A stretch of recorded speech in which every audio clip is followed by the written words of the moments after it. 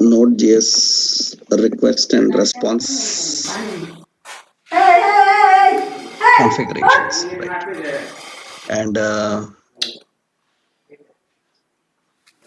yeah, so now we need to learn several interactions in Node.js, which we are going to understand. So yesterday I given you an overview of how to create the server, how do we create the response codes, how we can send the response codes, right? Next, now after understanding this in Node.js, we need to learn about how we can write the logic, functions, methods for interacting with various resources and interacting with databases and all such things we need to understand. So for that, we need to learn about how to deal with event handling and all. So to deal with event handling and working with event handling, first we need to understand some options like how to write functions, methods, objects, and what Node.js usually comprises of. So first we will discuss about that. Then we can go into these synchronous methods. So before going into these synchronous methods, you need to understand, in order to use that, you need to understand. So how to deal with the Node.js global objects, actually, global objects.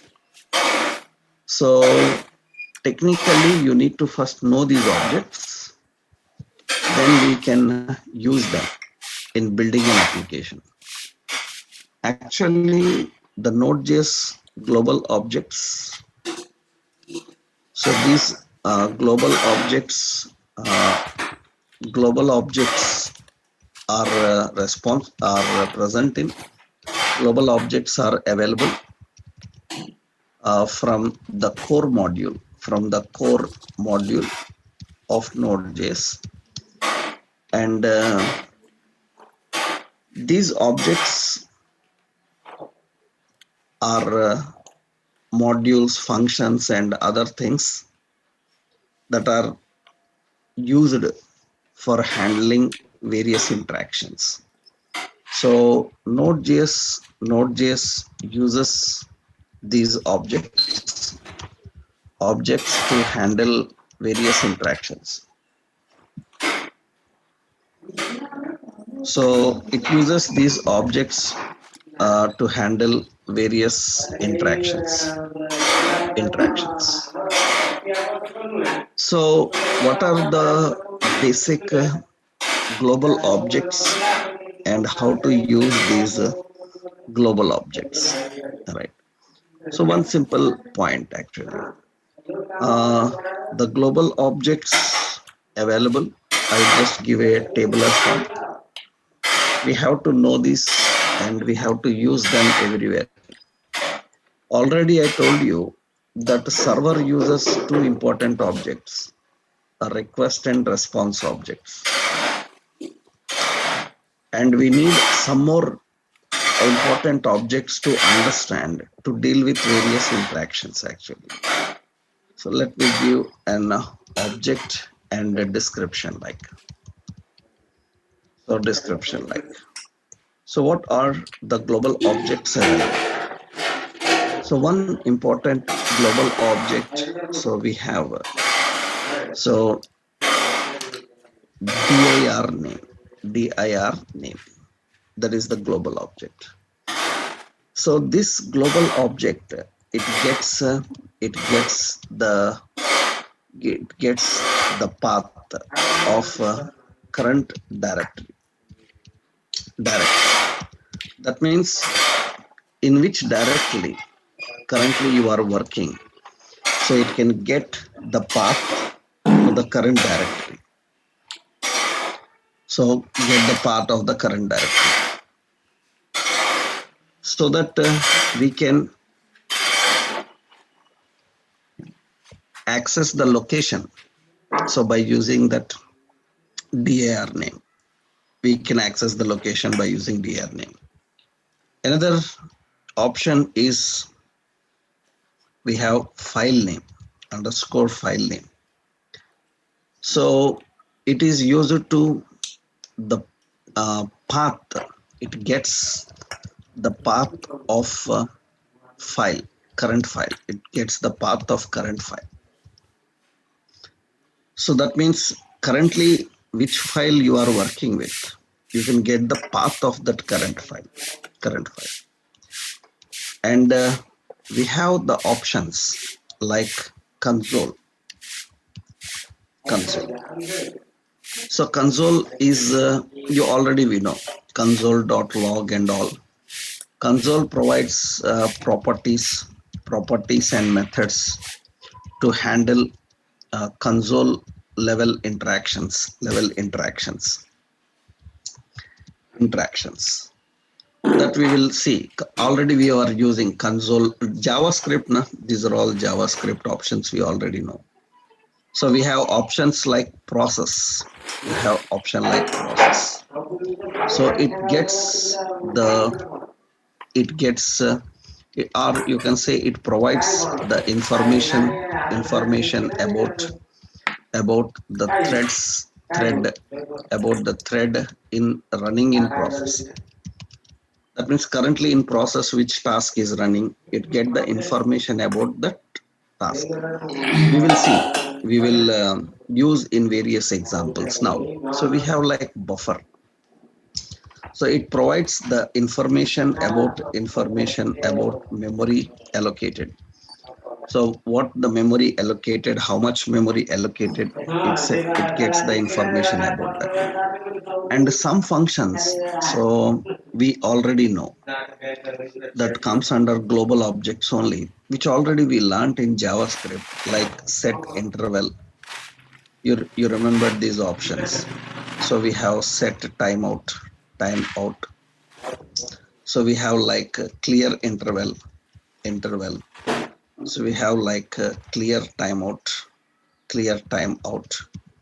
So these are very important in handling the tasks in the process. If you remembered, I already explained that. I already explained you interval, timeout. Interval is nothing but it performs the task at regular intervals, right? It performs the task at regular intervals. So and timeout means it delays the task by specified time interval. It delays the task by specified time interval. And clear interval means it removes the task from memory. So and so it removes the task from memory, right? And similarly, clear timeout, it clears the task set to timeout. So these are already we discussed. In JavaScript, already we have used them. So we need to use these options regularly in order to handle various functionalities. So technically we need to understand these functions also. Some already we learned in JavaScript. So here let's create a new program. And first we will test them. Objects.js. And I am writing a simple function here. So console.log. console.log underscore dir name. So that is an object. Underscore dir name, it gets the information about the current working directory. So let's open this in the file explorer and run this. So, and I'm compiling this. This is Node.js programs, node objects.js. It will get that path. That means in which path it is currently working. Currently, we are working in this full stack server. Its path can be retrieved. Suppose if you want to send any file as a response, you need to upload any file, then you need to first get the path of the directory. In server-side technologies, getting the path, accessing the path is very important for the resource path. So we need to get the resource path by using this method. Another option is the file name. It will get the file name. That means you defined the file name. It should get the file name and display the file name. So it is going to access the file name and display the file. That means currently you are working with objects.js. It gets the file name and display the file. So we have objects like process and buffer. They provide a lot of properties and methods actually. For example, I'm using a for. So where property, so property in we have the object like process. Process is an object in process.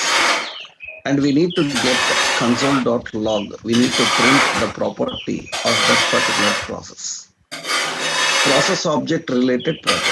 But we don't have any currently process configured here.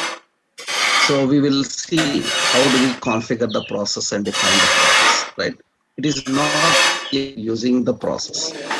So generally the process object so this is the process object related information. You see, currently we don't have anything running. So this is the process related details. These are all the process related details. So versions, platform, release, binding, events. So domain, what events are working, what is the uptime of server. Process, exit from the process, kill the process. All such process properties. So we can get information. Currently, I am just displaying the process related properties. So we can get the information about the process related. Here I am defining process object related property we are passing here. So this is to get all the details of the process. That means property and their value if there are. So that means you can see it will get the properties and the values. So, but currently we don't have any values configured for that. That is the reason it is not showing all the values configured for that. Some options are displaying which version you are using. So which platform you are using. So some options it can get, some options it cannot get because they are not there at all. So initially, process gets the information about the current process, what operating system is running, so which version of node is running, what threads are running. All such information you can get by using this process object. In JavaScript already we learned about how to use the process object, right? So the capitalization here, so console log, right? Yeah.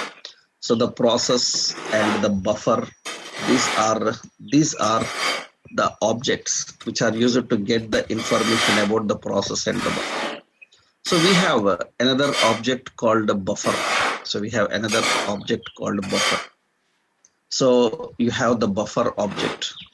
So this buffer object, so this is buffer class. We have to create an object for the buffer class through that buffer class, we can create an object and we can access the information about that. How to create an object for the buffer class already we know. So generally what we do, var or var obj is equal to new buffer. We are creating an object for the buffer class. Through that, we can access the details and display the details. This is accessing information about the buffer related details. That means memory related details. These all are not required every time. So just we need to use according to the situation, because sometimes when you are loading some files, uploading some files and accessing the files, we need to know how much size of file you are uploading, how much space is there in the buffer, is it available or not. All such details we can access. So by using this. So these are related to so how we can get the information about certain objects here, right? Certain objects. Technically, so we can use these global objects to get the information about file name, directory name, console, process, buffer, and set interval, set timeout. These are used for performing the task at regular intervals. In programming, we will do. Already in JavaScript, I explained them. We used them. In Node.js, where we will use, I will show you a synchronous approach, how we can handle them. This is one important category of global objects, how to deal with them. Syntactically, just so console.log, and we need to just use underscore dir name. It gets the directory name. So console.log, it gets the file name, underscore file name. We can get the file name and directory name. And so if you want to get the information, so like which version it is using, console.log, you can use process.version. It can get the version number. All such details we can access by using this. So these functions are very much important. These objects are very much important to handle certain interactions related to the resources.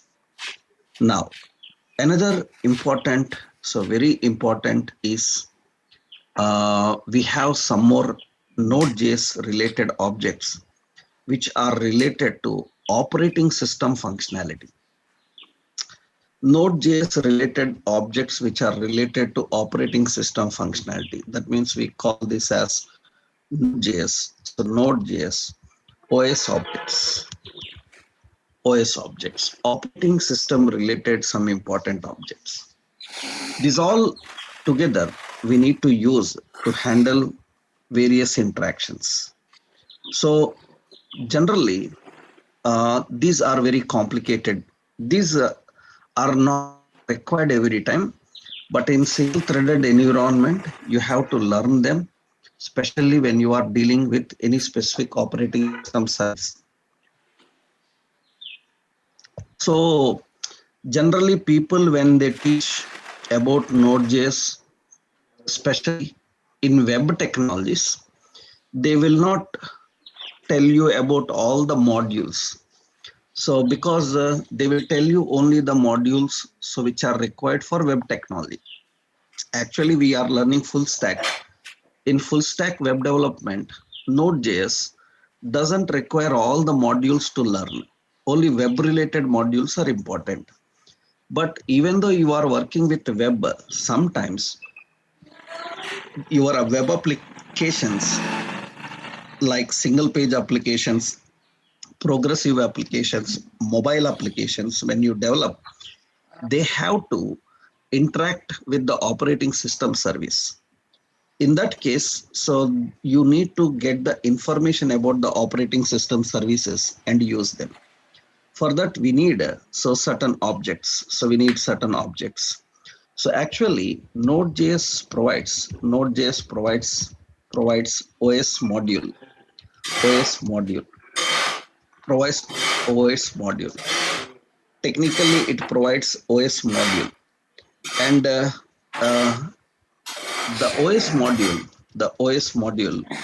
So the OS module provides a set of properties and methods that are used to handle interactions, and that are used to access information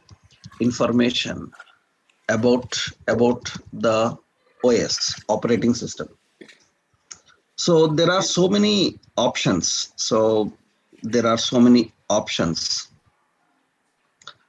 And we can get all those options related information and display them. So, but for that, actually, we need to import.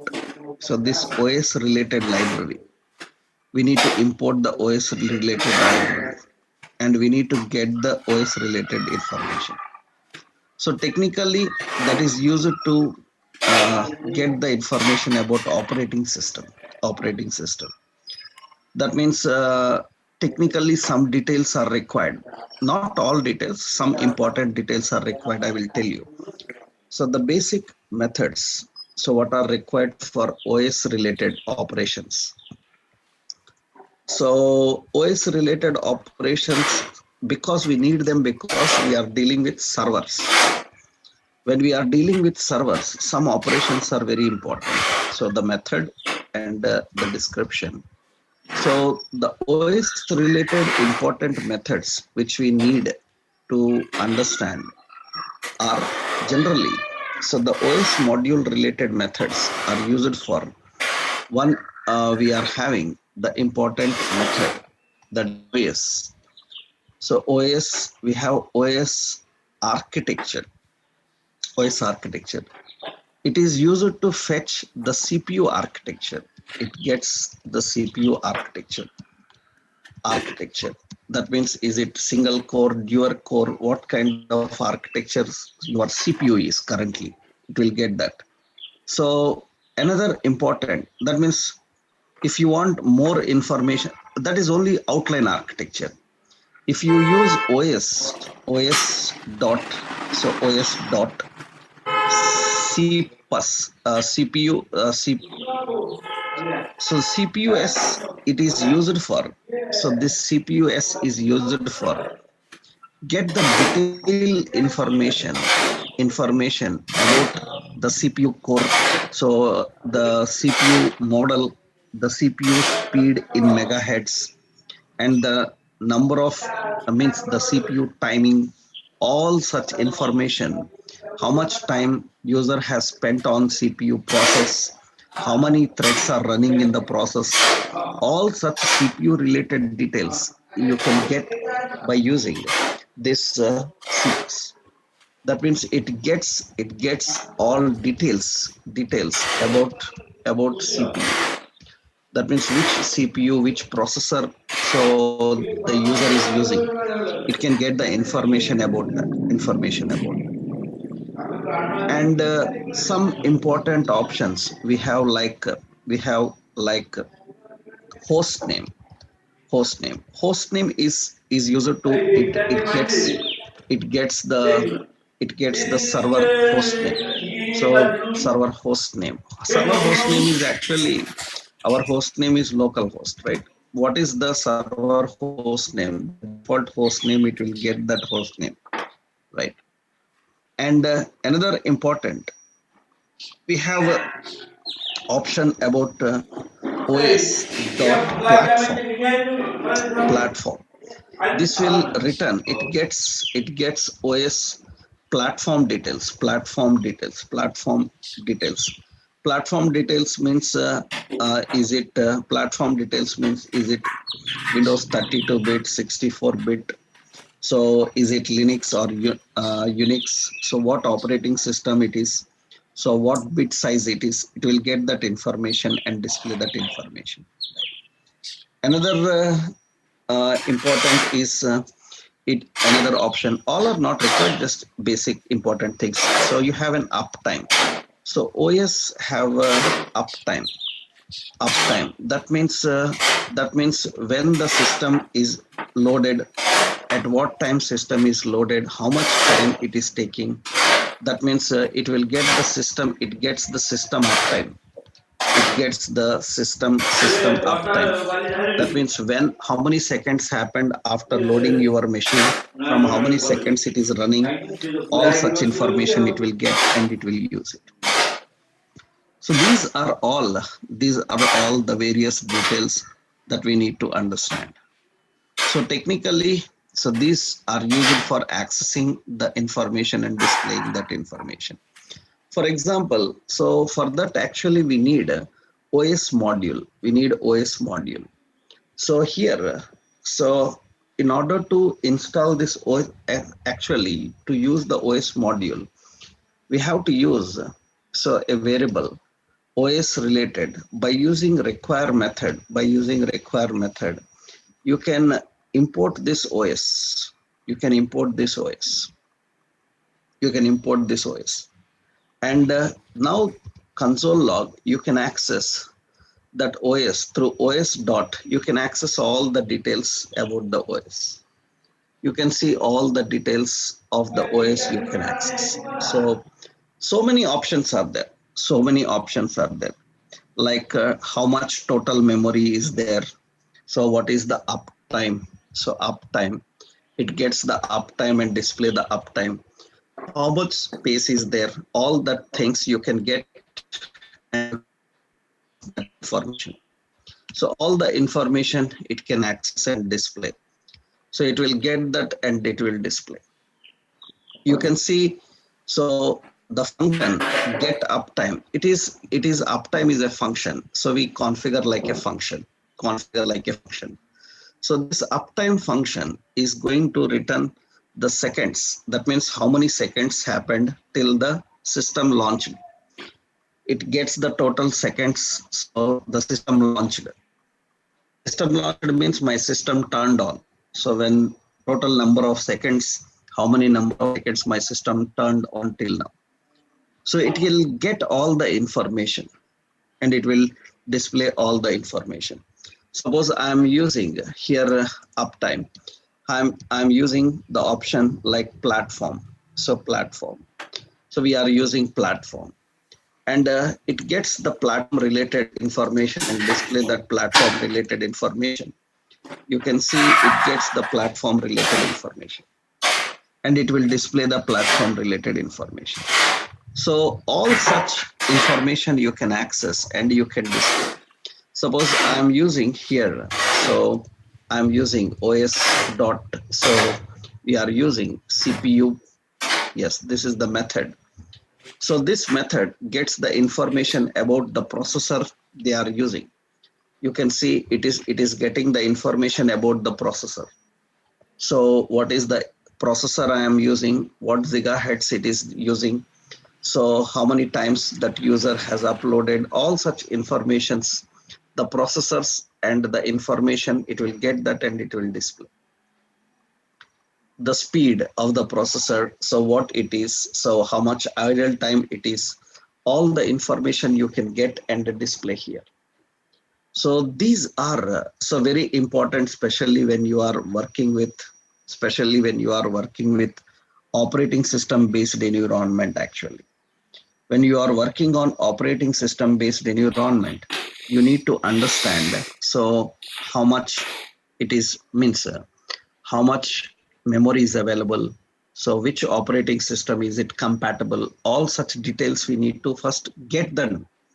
So based on that we can write the functions and configure the functions and alert the user saying that you don't have the enough memory, so you need this much memory. You don't have the proper platform, you need this platform.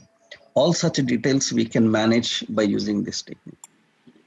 That is generally how you are going to manage all these functionalities, right?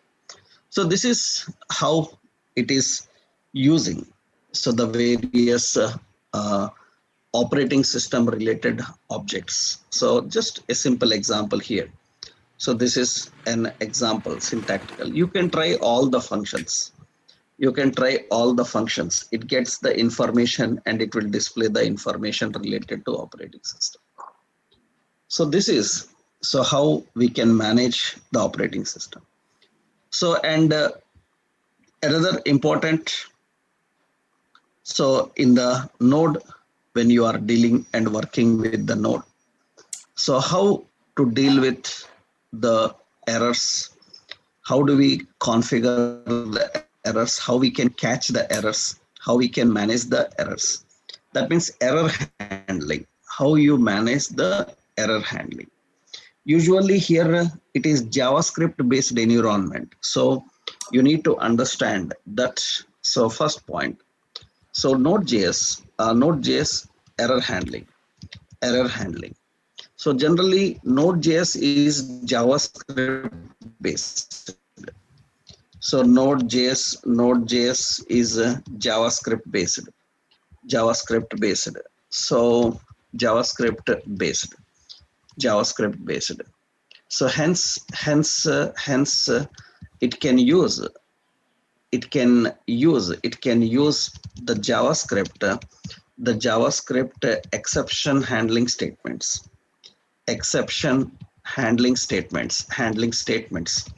for handling errors. So in order to configure, so it can use exception handling statements to handle the errors. So usually, so generally, you should know that Node.js application generally face four types of errors actually. Node.js application generally face four types of errors. So one is general general JavaScript errors. General JavaScript errors like so we have the errors like so syntax error. We have like reference error. Generally these we get in JavaScript. Like we have type error. We have like range error. All such are general JavaScript errors. And we have a combination of system errors. System errors will be there in Node.js. You can have user-defined errors, user-specified errors. User-specified errors are nothing but custom errors. We have user-specified errors like custom errors, and we have assertion errors.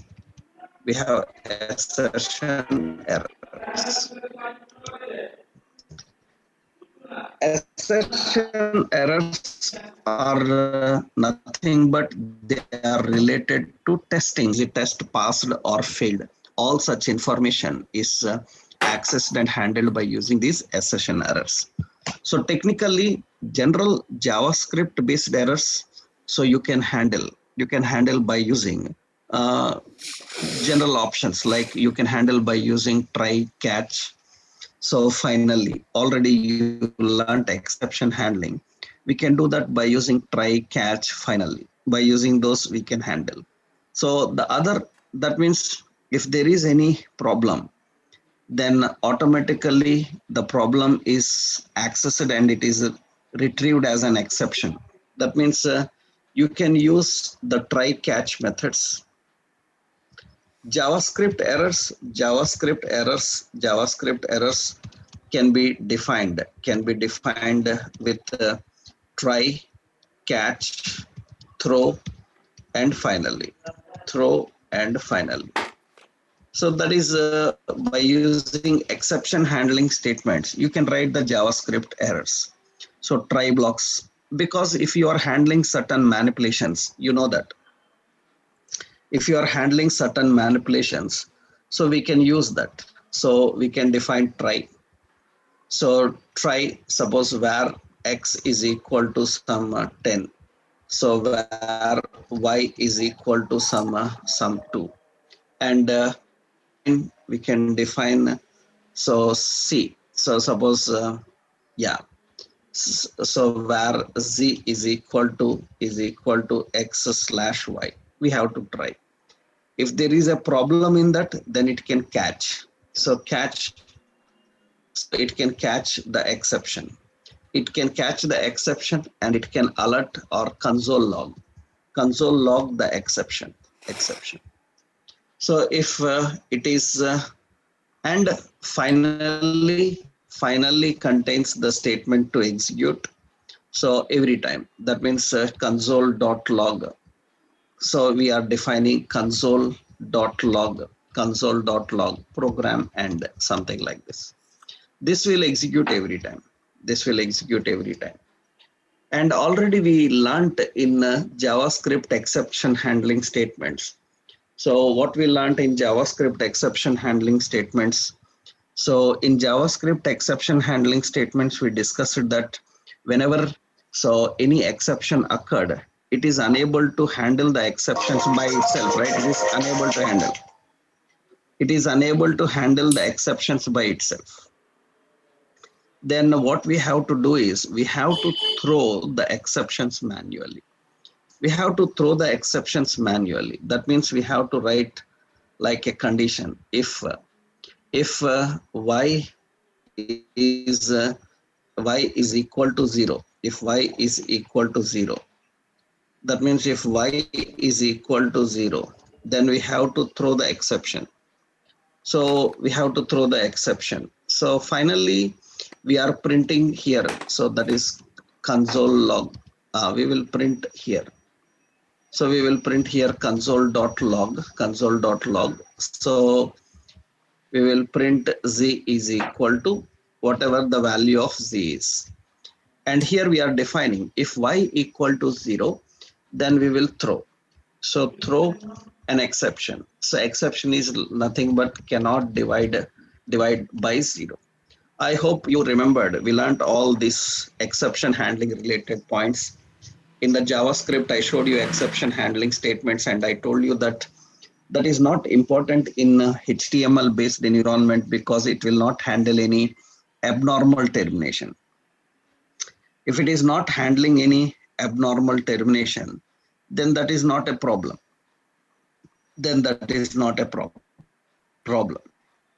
Right? So that is the reason. So whenever we are handling, so it is not a problem. So but we need these statements in especially Node.js based environment where you are writing the programs and compiling them. And when I compile and run this, you can see if there is no problem, it will return 5 and program end. Suppose if there is a problem, that means it is divided by 0.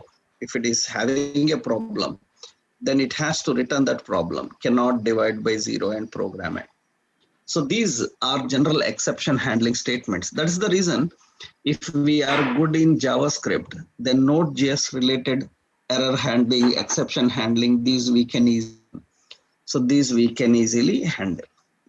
We can easily handle. So this is generally how we write the exception handling in Node. But through Node programs also we will see now. That means this is a general approach how we write them and configure them.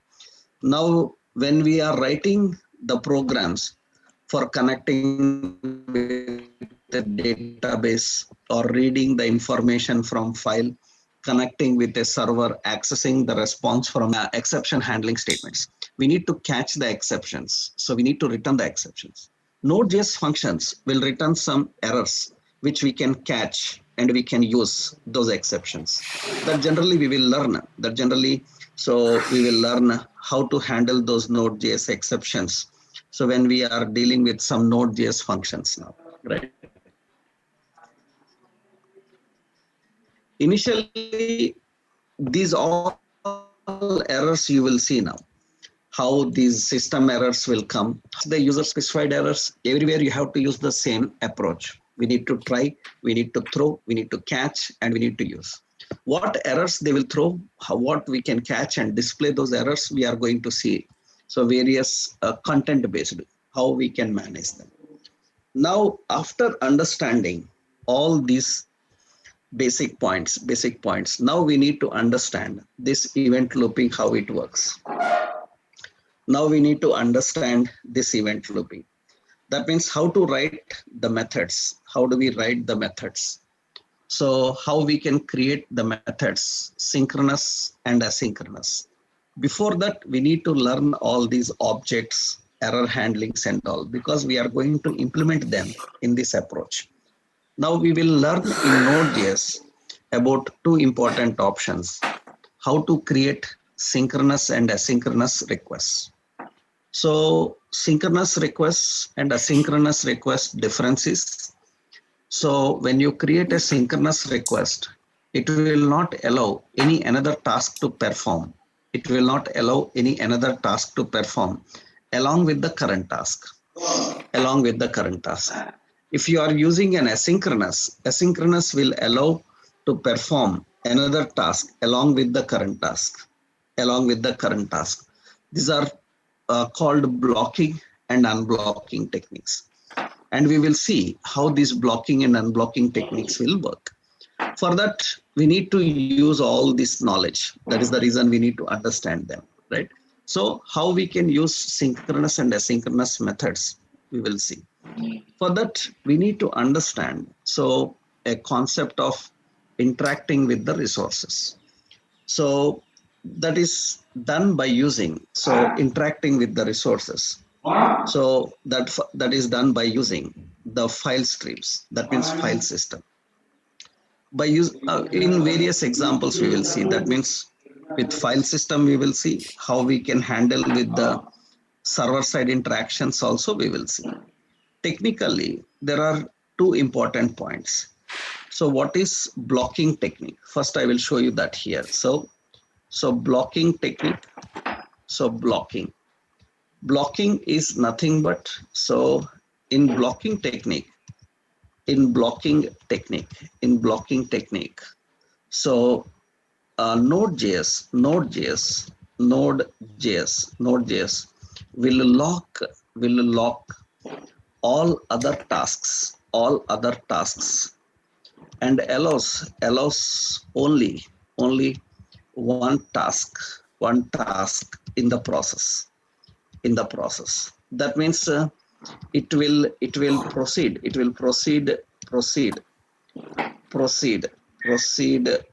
to next task only when the first task is finished. It will proceed to next task only when the first task is finished. So that is the asynchronous approach. That means blocking technique. Now unblocking technique is, right, so it will perform the task along with another task. Now with blocking technique, we will see one example. So we will see one example how to deal with this blocking technique. So for that we need to understand, so Node.js file handling. So we will see Node.js file handling, and with that we will see how to handle the blocking technique. So that we will see in our next session, right? Tomorrow we will discuss about this. And don't miss tomorrow's session, because now tomorrow we are going to learn the methods which are going to interact with the databases, how to connect with the database, get the data from database and display the data. So that is the reason you cannot miss that, because based on that only we have to build an end-to-end application. Tomorrow we'll continue with that. Okay.